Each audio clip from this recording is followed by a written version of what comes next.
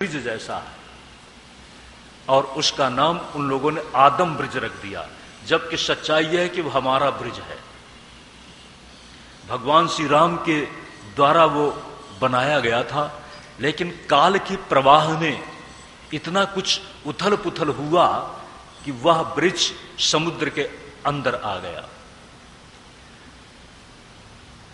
सज्जनों, हम आज जिस तरह से जीवन के प्रति सम्मोहित हैं, अनंत लोग यहां पर जीवन के प्रति सम्मोहित थे और जीवन के साथ चलते चलते एक दिन उनके जीवन का अंत आ गया, जीवन की कहानी समाप्त हो गई। तो उनके लिए जीवन सपना नहीं था क्या? अस्तित्व ही कुछ नहीं। और यही बात हमारे आप सबके लिए है। इसलिए कहते हैं, उमा दारू योषित की नाई सबहि नचावत राम गोसाई। जीवन तो सपना है और सपने में हम सब जिस तरह से कठपुतलियां सूत्रधार के द्वारा चलाई जाती हैं, नचाई जाती हैं, इसी तरह से हम सब भी उसकी इच्छा के तंत्र में चल रहे हैं, नाच से रहे हैं। और इस नाच को सूर्य ने कहा था कि अब मैं नाचूं बहुत गोपाल। मीरा ने कहा नाचूंगी, गिरधर आगे नाचूंगी। अब संसार के लिए तो मैं बहुत नाची, लेकिन अब गिरधर के लिए मैं नाचूंगी। नाच नाच प्रिय रसिक रझाऊं, प्रेमी जन को जाचूंगी, मैं तो गिरधर आगे नाचूंगी। ध्यान दें, ये जो सृष्टि के अंतराल में क्रम में चल रहा जीव का नाच है, ये नाच अपने आप में एक सपने जैसा है। परीक्षित जी के लिए जीवन सपना बनने जा रहा है बहुत थोड़े दिनों के बाद।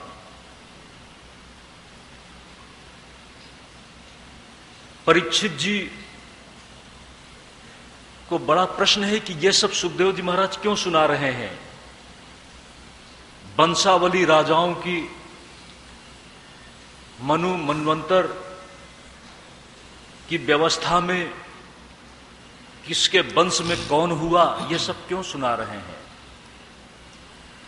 उसका एक ही कारण है, राजा परीक्षित का मन इस राज्य से तो उठ चुका है, लेकिन व्यक्ति का मन देह के साथ रहता है और मम में मैं रहता है। इस मम यानी ममता को और अहंकार को, दोनों को छिन्न भिन्न करने के लिए पूर्ण वैराग्य घटित हो जाए। वैराग्य की भूमि में ही ज्ञान की सिद्धि है।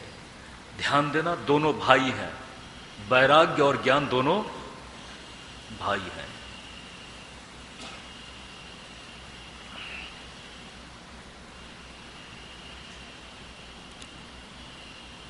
ज्ञान और वैराग्य जब दोनों एक साथ होते हैं, हर मां यही चाहती है कि अगर मेरे दो बेटे हैं तो दोनों बेटे साथ रहें।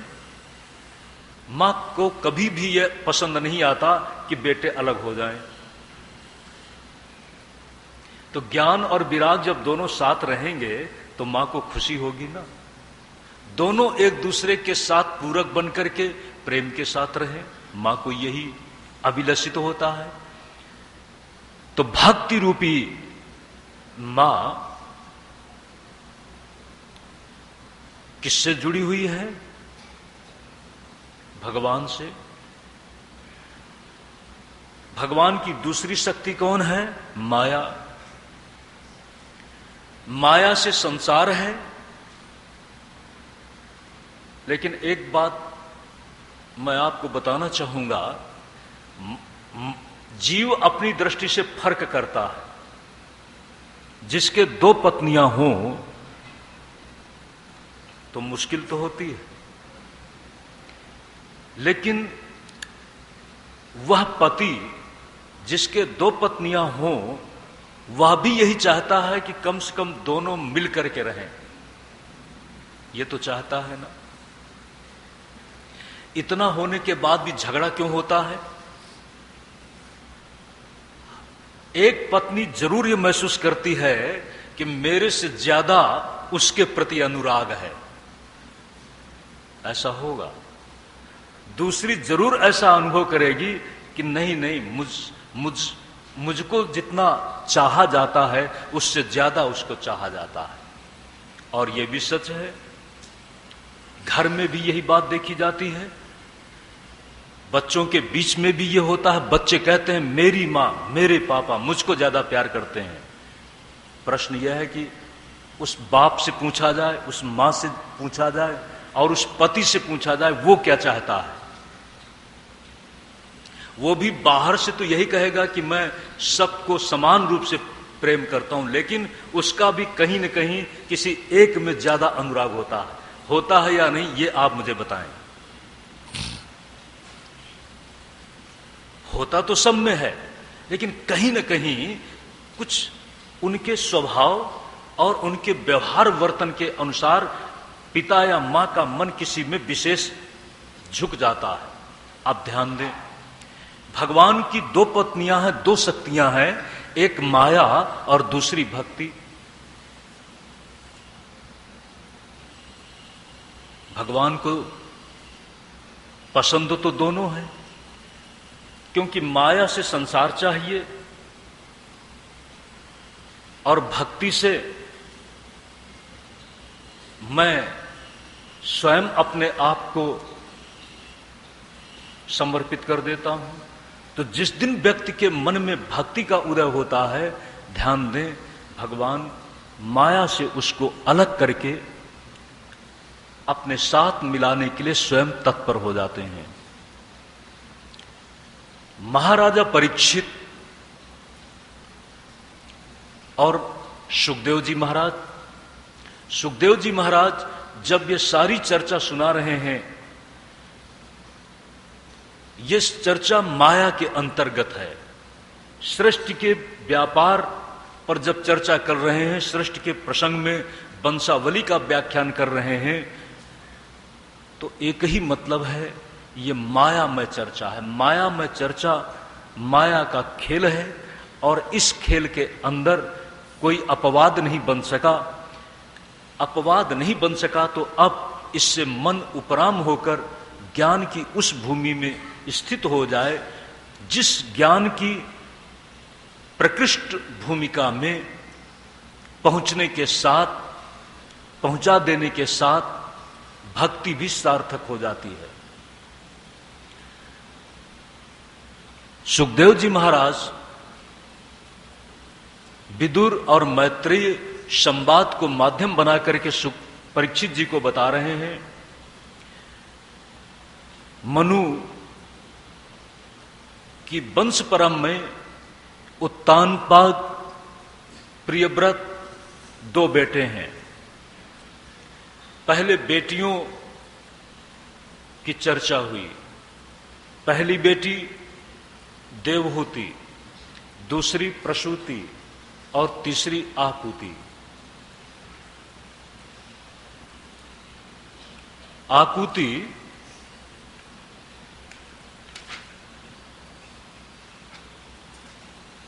और प्रसूति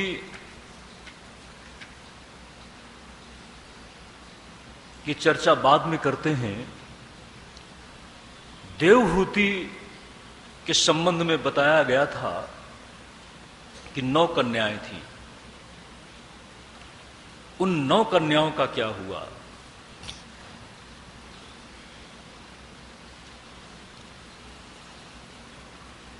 ब्रह्मा के जिन पुत्रों की, सृष्टि के प्रथम पुत्रों की चर्चा की थी, मरीचि, अत्रि, अंगिरा, पुलस्त्य, पुलह, क्रतु, वशिष्ठ, भृगु, दक्ष और नारद। नारद को छोड़ करके जो 9 हैं, पहली देवहूति की कन्या थी कला। कला का विवाह मरीचि के साथ हुआ, अत्रि के साथ अनसुईया। आपको शायद जरूर पता है, मैं मानता हूं मुझसे ज्यादा पता है। अत्रि के साथ अनसुईया, अंगिरा के साथ श्रद्धा, पुलस्त के साथ हविर्भू, पुलह के साथ गति, क्रतु के साथ क्रिया, भृगु के साथ ख्याति और वशिष्ठ के साथ अरुंधति।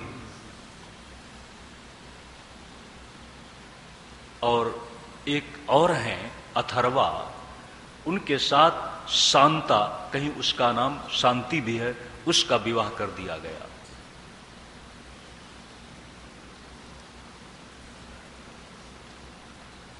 आपने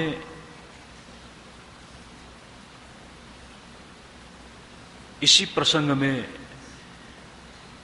जिस तरह की ये मनु महाराज की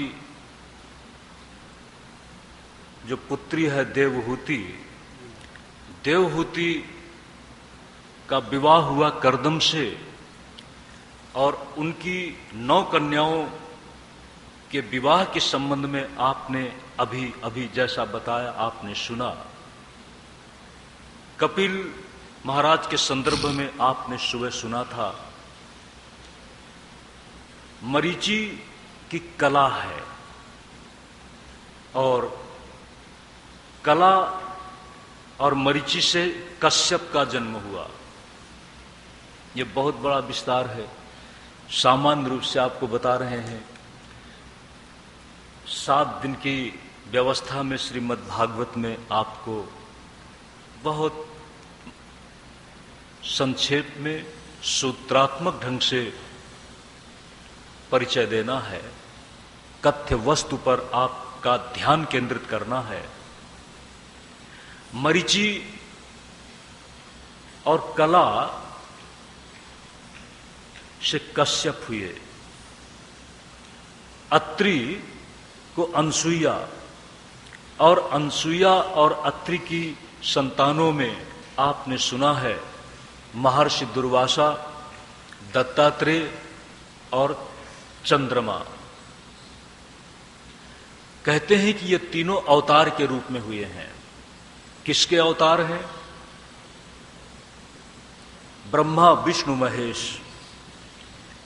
अनसुईया का आपने नाम तो सुना है, लेकिन शायद आपको ख्याल नहीं होगा कि यह देवहूति की कन्या है। अंगिरा से श्रद्धा, अंगिरा से श्रद्धा का विवाह हुआ, और दोनों से जो संतान हुई उनमें उतथ्य और बृहस्पति हैं। महर्षि अगस्त्य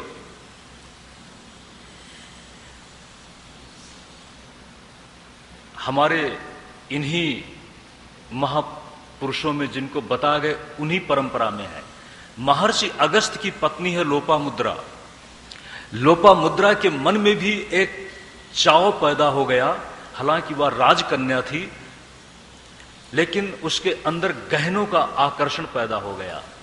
अगस्त महाराज ने कहा कि हम जंगल में रहने वाले, तितिक्षा और तपस्या में जीवन बिताने वाले, संग्रह मुक्त साधना के साथ आराधना करने वालों के लिए ये बाह्य आभूषण की क्या जरूरत है। लेकिन लोपामुद्रा ने कहा नहीं, मुझे तो गहने चाहिए। बात ये थी कि उसने भी किसी को देखा, सजी धजी देखा, और उसके अंदर की जो नारी सुलभ आकांक्षा है वह आंदोलित हो उठी कि मुझे भी चाहिए। बड़ा मुश्किल है अनसुईया होना। अनसुईया जैसी है उसी के अनुरूप उनका पति हैं अत्रि महाराज। इस आदर्श ऋषि और ऋषि पत्नी की चर्चा बहुत फैल गई, आपने कहानी सुनी है, हम आगे बढ़ेंगे। माताओं में कुछ जानने की ज्यादा इच्छा होती है। आप कहें ऐसा क्यों? सच तो यह है कि माताएं अगर जानना छोड़ दें, याद करना छोड़ दें, तो फिर घर कैसे चलेगा? आपको कहां पता है कि घर में क्या चीज है कि नहीं? तो आपको बताने वाली कौन है? गृहिणी। क्योंकि वह हर चीज को ग्रहण करती है और ग्रहण करके किसी जगह पर केंद्रित कर देती है। ग्रहण आप किससे करते हैं? मन से ही तो करते हैं ना। जितना मन ग्रहण करने में सजग होता है और वस्तुओं के प्रति, संबंधों के प्रति जितना संवेदनशील मन नारी का होता है, उतना पुरुष का नहीं। पुरुष भूल सकता है, भूल जाता है, लेकिन नारी हर बात को याद रखती है। क्यों? वह गृहिणी है। संसार किससे चल रहा है? नारी से ही चल रहा है। संसार जब चल रहा है नारी से, तो नारी के किस रूप से? गृहिणी के रूप में। इसीलिए पुरुष अपने आप में उस समय रिक्तता महसूस करता है जब गृहिणी नहीं होती है। इसीलिए कहा है गृहिणी ही घर है। नारी जीवन की विशेषता है उत्सुकता, जानने की वृत्ति। ब्रह्मा, विष्णु, महेश, ये हमारे त्रिदेव, ईश्वर, जगत के सृष्टा, जगत का पालक और जगत का संहार करने वालों की जो शक्तियां हैं, उनके अंदर भी ये चर्चा पहुंच गई। देवर्षि नारद ने चर्चा पहुंचा दी और उनके अंदर भी एक उत्सुकता जगी कि देखे तो सही कि अनुसुईया कैसी है। लेकिन पता लगा कि बिल्कुल ठीक बात है। उनके अंदर एक बड़ा, अनुसुईया की चर्चा को सुनकर उनके अंदर एक व्यग्रता पैदा हो गई कि कोई हमसे भी श्रेष्ठ हो सकता है। ध्यान दें, उसी भाव में अनुसुईया की परीक्षा लेने के लिए और अनुसुईया के सतीत्व को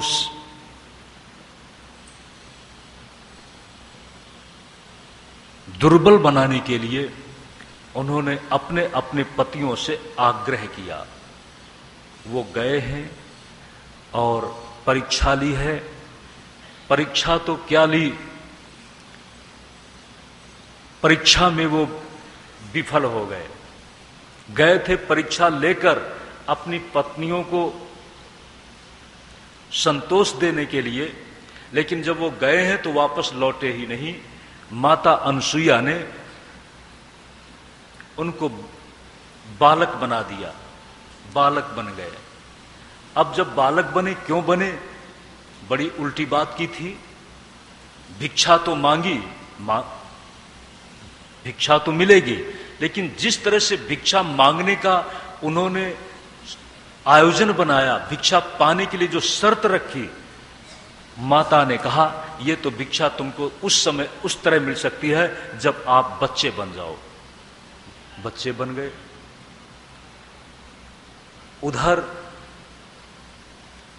तीनों देवियां इंतजार करते करते परेशान हो गई। वापस नहीं लौट रहे स्वामी। समाचार मिला कि वो तो बच्चे बन गए। अब उनको बड़ा प्रश्न है कि अपने स्वामियों को लौटाया कैसे जाए। वो तीनों ही अनुसुईया के पास पहुंची हैं और अनुसुईया ने कहा कि जो तुम्हारा है ले लो। बहुत मुश्किल हो गई। अनुसुईया जब तीनों को बच्चा बना दिया और कहा कि जो तुम्हारा है ले लो, ये तो तुमको पता है कि तुम्हारे हैं, लेकिन कौन है तुम्हारा ये तो तुम्हें पता होना चाहिए ना, ये भी पता नहीं है। उस समय